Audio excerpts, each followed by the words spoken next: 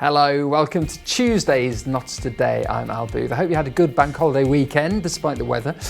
This is what's on the show for you today. First, we're going to be hearing whether businesses in the city support the new disposable vape ban that comes into effect this week. The smoke or vape, that does not change. The thing is the change to the different part, but the period between this change, that drastic effect to the business, small scale businesses. I'll have more on that for you shortly, and also we're going to be talking over the lessons learned at Nottingham City Council from a challenging budget setting period. The council came into problems trying to balance its budgets for the current financial year after effectively declaring bankruptcy 18 months ago. We'll talk through what's next for the authority in a moment.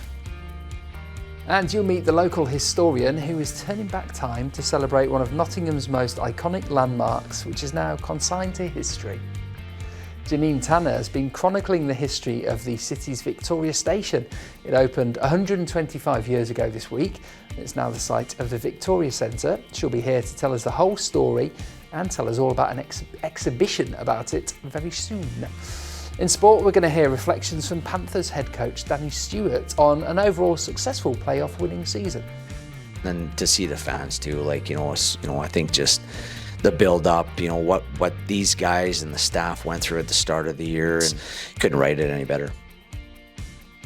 And of course, we'll hear from Forest boss Nuno Espirito Santo. That's after the Reds' defeat to Chelsea. It meant they had to settle for the Conference League next season. To say thank you to the players, because honestly, an amazing group of players that are working very hard since day one, committed, they give it all. There you go, I've got all that and loads more coming up just for you. Now, whether you're a vapor or not, this story is going to affect you because disposable electronic cigarettes will be banned this coming Saturday. It's a new move from the government, which is trying to protect the environment as well as reducing the amount of young people who become addicted. Lucy Marshall has been out to see what Nottingham thinks to the ban, including how it could affect shops. It's bad news if you're a lover of a classic Elf bar or Lost Mary, as many people's go-to vapes will be disappearing from corner shop shelves from this weekend onwards. Single-use disposable vapes will be banned by the government on June the 1st, meaning that it will become illegal to sell, supply or possess for sale or supply the vapes, including non-nicotine versions. The ban will apply to all retailers, including high street and online stores, which local business owners say will come as a huge blow. Shop assistant Jani Bashapathan, who works at ST News on St James's Street in the city, says disposable vapes form a large proportion of the shop's sales. Yeah, in the morning time we see 50 to 60 customers are buying vape, but in the evening time we see that when 70 to 80, or when it comes to the weekends we see 200 to 300 people buying vapes. The people interest does not change. They start vaping, the smoke or vape, that does not change. The thing is the change to the different part, but the period between this change, that drastic effect to the business, small scale businesses. Nottinghamshire County Council Trading Standards is advising retailers to stop buying new stocks of single-use vapes and to sell any existing stocks before the ban comes into effect. Retailers or individuals who are found to be selling or supplying single-use vapes after the 1st of June risk enforcement action. This may result in an unlimited fine, a prison sentence of up to 2 years, or both. It'll also be a legal requirement for retailers to arrange any unsold single-use vapes to be collected by a registered vape recycling service by this coming Saturday. The ban's main aims are to make the UK more environmentally friendly and to curb the rising number of young vapors, but there are mixed opinions on whether the ban will actually achieve this. I do think it might help a little bit with the landfill, but not with people stopping. Maybe corner shops will continue selling it even after they're meant to properly start.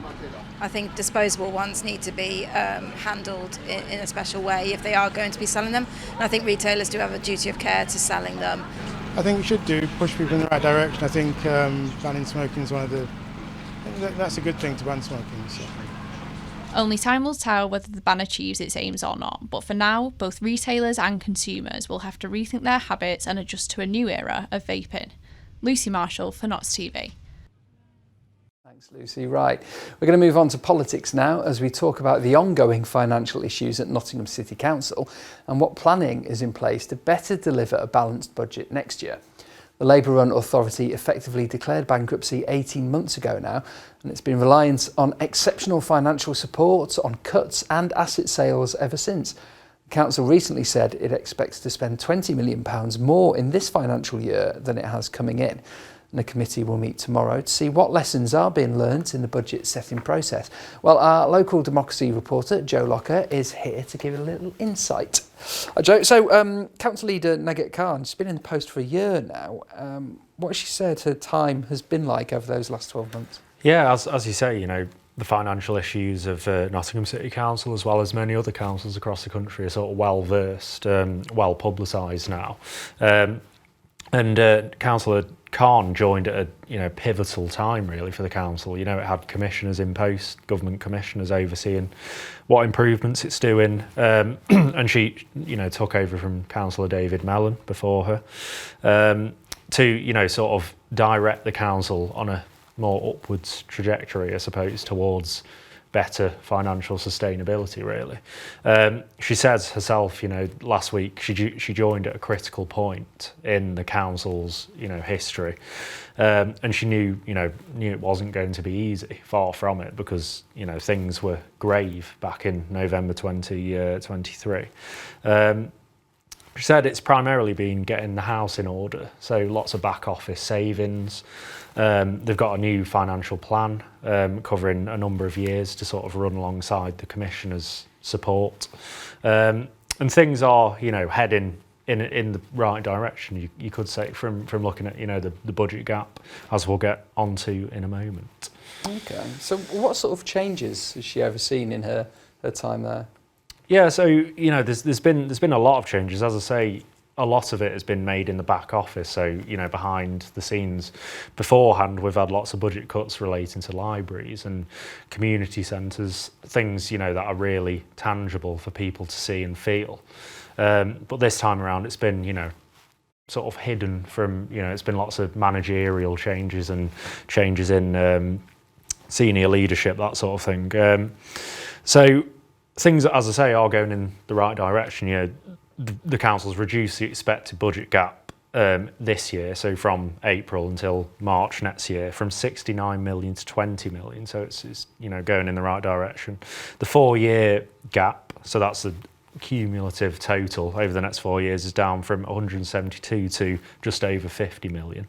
So as I say, things are improving, but there's still a way to go, because there's still a significant budget gap there. And then we've had a lot of big advancements as well. The Broadmarsh, that's has been sold to the government housing regeneration agency, Homes England, for a significant sum. And we should start to see that development spring up as we head towards 2030 in that area. So things are changing. Even the opposition councillors at the City Council say Councillor Khan seems to be doing the right thing alongside the council's leadership. So things are looking more positive, but not entirely positive. Yeah, and when oppositions agree with each other, it's a rare thing, isn't it? So tomorrow's meeting then, what's that going to be all about?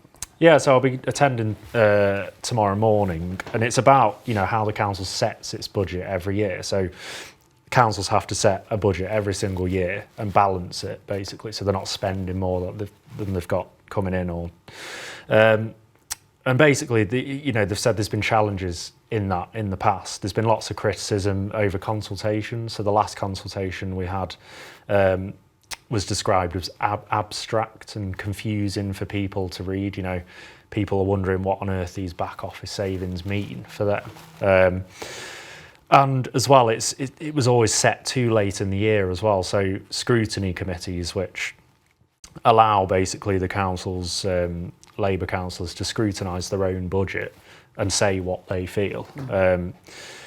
They didn't have, in some cases, the finalised papers, so they weren't able to scrutinise these budget papers effectively. So that was a big criticism. So that they're looking to start the budget process earlier in sort of a phased way, so they're able to scrutinise it and keep up to date earlier on in the year compared to last minute panic stations sort of thing. So yeah, and that will improve, forecasting as well for future years. Right. So yeah, lots of changes because there's been some challenges indeed. Yeah, absolutely. Well, obviously it's a story that we'll always keep a check on. But thank you, Joe. Right, let's look at some other Notts news now. A man's appeared in court after a serious assault and attempted robbery in Mansfield. The assault victim was walking home from a pub just before 9 p.m. on May the 13th when he was attacked by a man in Morn View. He was struck to the back of the head. That resulted in a broken rib, a punctured lung and broken teeth.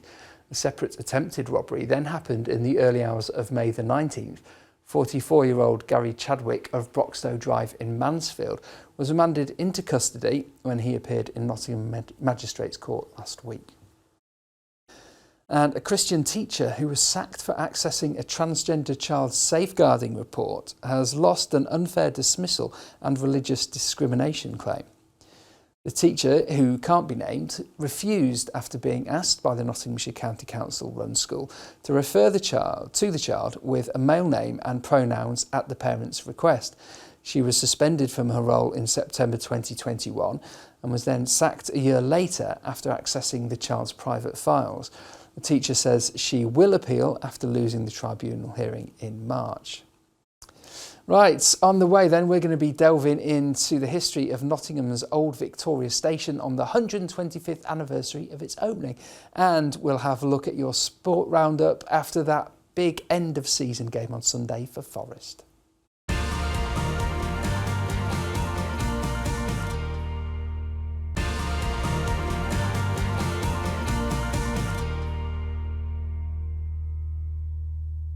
Hello, welcome back to Tuesday's show with me, Al Booth. Thank you for being here. This is what's happening in Notts today, and 4 months of roadworks on the A52 near the QMC and the University of Nottingham campus will get started this week. The busy route will close westbound between Priory and the QMC roundabouts from 6 o'clock on Wednesday morning. The works will last around 4 months and there'll be a one-way system eastbound, but no cars able to travel on the westbound route during the roadworks. National Highways say the improvements are needed because the road is coming to the end of its serviceable life and needs replacing.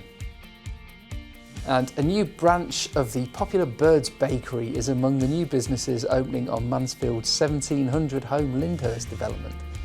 The East Midlands based chain will take up space on the large housing estate as work gets going on the second phase of homes. An initial 484 homes have already been built, and the second phase will include businesses, a primary school, a community park and more houses. Birds is expected to be joined by a Tesco Express and a Domino's pizza takeaway when the work is finished. Right, time for a little history now. There's a new exhibition unearthing the past of Nottingham's Victorian ties. That's because it's all there because this month marks the 125th anniversary since the opening of the Victoria Railway Station.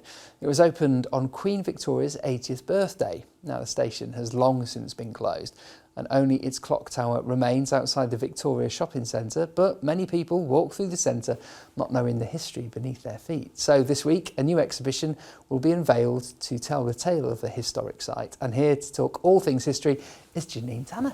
Janine, thanks for coming in. Okay. So when this opened then, what made way for it? I mean, what was there before? It was mostly slum housing. There was lots of streets with shops and houses. When they got rid of all the streets, they demolished 1,300 houses, 24 pubs, a school, a church, and lots of people were displaced and having to move elsewhere so that they could excavate the ground. They had to dig 58 feet down in order to put the station there. Wow, that's like a village. Well, that's like a town, essentially, isn't it? A town. Yeah. Blimey. And then once it was up and running, what difference did it make to Nottingham as we know it? Well, it was more centrally placed than the Midland Station and much bigger. It was a huge site that it occupied. It was 650 yards long, it was 110 yards wide and had 12 platforms, and it had numerous services that went through, from the expresses to London to the excursions to the seaside and various freight, fish and mail trains, and there was trains going through it all the time. It was a very, very busy place. And huge, 12 platforms is no small passing thing, is it? So why did it come to an end? In 1958, the Midland Company took over Victoria Station, and basically they didn't really want two stations in the same city. So they started to wind down a lot of the services at Victoria Station and move a few of them across to Midland Station. And as time went on, there was fewer and fewer services at Victoria Station. And then the last passenger service to London was in 1966, 3rd of September.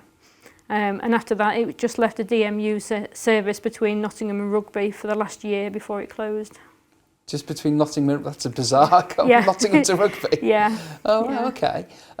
Going back to when you said earlier, because it's fascinating that I can't believe the amount of pubs that were closed, to put it in that way, but the amount of houses. Where did the people then get moved to? I'm not 100% certain. I think they would have been put all around the suburbs of Nottingham, Hyson Green, Baseford, that sort of areas. I mean, could we talk about the Broadmarsh and what's there at the moment? But that's nothing compared to this, is it? What's going on with that? That's incredible. Tell us about the exhibition then. Well, the exhibition is there to commemorate 125 years since Victoria Station first opened. It was a major undertaking to build the station, and it affected so many people's lives all the way through the 67 years that it was there. It took many people on holiday. It took many, many servicemen to both world wars and welcomed lots of them back again. So many people worked there. Some people started their careers there, working in the ticket office and in the signal boxes. They have many happy memories of these things, not to mention the passengers that used them. Yeah. So there were, it was a very, very well-loved station and a very, very much missed station. Yeah, absolutely. Now, we all know the clock tower, yes, that's there, but you say they have to dig 50-odd foot down? 58 feet down. 58 feet down. So what's there now? Well, the car parks for the Victoria Centre are there now, where they had to dig down. But of course, in the north part of the station, that's never been built on. So the north part of the station site is still there, with the north tunnel blocked up. So people that go down to Cairn Street and go where the Victoria bus station is, if they look over, they can look into the north cutting and see where the station was and how deep it was. What do you hope this exhibition will bring to people who come and see it? I'm hoping for the older generations it will give them a chance to reminisce and chat about their memories, and the younger generation to learn about the station and where the Victoria Shopping Centre is now, because a lot of people don't know that. No, like I say, we all know the clock tower, but I think a lot of people had no idea what was literally below their feet. Yeah. Tell us about where we can see the exhibition and when it runs. The exhibition runs from the 31st of May to the 6th of June. It's at the Victoria Centre in the South Square outside Boots and Next. Fantastic. That's fascinating. Thank you so much for coming on and telling us. Thanks, Julie. Right, let's have a look at your sport now. And we'll start with Nottingham Forest. Of course we will. Their 1-0 loss to Chelsea on Sunday meant final day disappointment for the Reds. Levi Colwill got the only goal for Chelsea, and that secured one of the 3 available Champions League places for them. Forest ended the season in 7th, and that means Europa Conference League football for Nuno Espirito Santo's side next season. Despite missing out on Champions League though, Nuno said it's been an incredible season to remember for his Reds and the fans. Thank them for sticking with us through all the season with this incredible support. We are so proud of playing for them. To say thank you to the players, because honestly, an amazing group of players that working very hard since day one, committed, they give it all. And when this is the case, we cannot say anything about the things that we've been doing, the way we've been operating. There are good moments, bad moments, but we stick together, we help each other. So I think it's a good platform for our future in terms of the club. We try to improve the players. I think the club is getting better. We are in a good place. Now, of course, Forest's return to European football means big dates for the diary next season, including a playoff to make the competition's group stage first. The Reds will play a two-legged qualifier to secure their place in the Conference League group, but they'll bypass the first 3 qualifying rounds. A draw to find out who they'll face will be held on August the 4th. That'll be the club's first action in European football for nearly 30 years. That will take place on August the 21st and August the 28th. Mansfield Town have submitted plans to expand their Radford and Hymas training centre and academy. The Stags have asked Mansfield District Council to build a new indoor training pitch and outdoor pitch with lighting, as well as a sports hall and gym and 2 new car parks. The club says the expansion would allow more youngsters to come through its ranks and tackle problematic car parking at the facility on Woburn Lane in Plesley. In ice hockey, Nottingham Panthers head coach Danny Stewart has said there's still more to come from his side, despite a successful playoff winning season. The side won this year's playoffs in dramatic fashion, first beating rival Sheffield Steelers in overtime on April the 19th, and then repeating the feat against Cardiff Devils a day later. That meant a day of celebration for the Panthers faithful. Head coach Stewart said that winning feeling needs to be repeated next year as well. See, special and fresh. I think like the video you guys put out the other day, it just brings back the memories, and my girls are watching it on repeat, every day too. So it's nice. But yeah, it was such a special moment. I think how the weekend developed and I guess was dramatized as well, just kind of added to the moment. And yeah, it was special for everyone involved. And then to see the fans too, I think just the build up, what these guys and the staff went through at the start of the year, and couldn't write it any better. In netball, Nottingham Forest fell to their 6th defeat of the season when they were beaten by the London Mavericks. Chelsea Pittman's side went to London hoping to make it 2 wins in a row, but they were defeated by 57 points to 48. And that result leaves them 5th in the Super League with 5 wins and 6 losses from their opening 11 matches. Into rugby, it was good news for Nottingham. They got back to winning ways with a victory over Hartpury on Friday night. The Archers ended a 3-match losing spell with an impressive 54 to 33 point victory at the Bay. That saw them score 8 tries. 80 tries would be amazing. 8 tries is good. They find themselves 7th in the table with 1 more match to play. That one's away at 4th place Cornish Pirates on Saturday. And in cricket, Notts got back to winning ways as well. A 5-wicket Dylan Pennington secured victory away at Yorkshire. They won the match by 163 runs to record their 4th win in 7 county championship matches. It's only their 5th first-class victory at Headingley since 2011. There's a break in red ball cricket now, though. The Outlaws in T20 action is on Friday. Right, let's look at your picture of the day. This gosling in between all the daisies. Beautiful. Thank you, Steve Plavinsky. You can send us yours on @Notts_TV on the socials. We'll share it. Right. Weather-wise, we can have more wet spells on the way, unfortunately. Temperatures drop to 10 degrees overnight. Tomorrow, we'll start the day with sunshine. That's a bit nicer than today. And then it's going to hit cloud by the afternoon. Highs of just 19 tomorrow. And then on Thursday, we've got light showers throughout the day. It's going to be a cloudy one as well, with highs of 20 degrees. So it'll be warm, but you won't want to go outside. Right, thanks for being with me today. Mark Dennison's with you tomorrow at 5:30. I'll see you again soon. Bye-bye.